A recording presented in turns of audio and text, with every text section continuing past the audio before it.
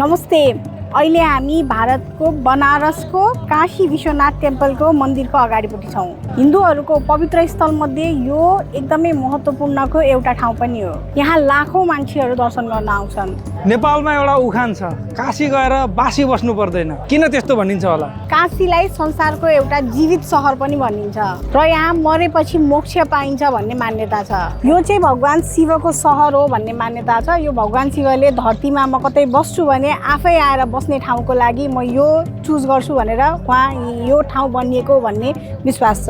यहाँ आएपछि एउटा छुट्टै शान्ति महसुस हुन्छ। यस्तो लाग्छ कि अब केही पीर चिन्ता नै छैन जिन्दगीमा भन्ने जस्तो फिल हुन्छ। सायद मोक्ष भनेको मरेपछि मात्रै पाउने होइन होला, हुनसक्छ यस्तै ठाउँमा आएर पाउने शान्ति पनि। काशी एउटा धार्मिक स्थल मात्र नभएर आस्था, विश्वास र जीवनको दर्शन हो।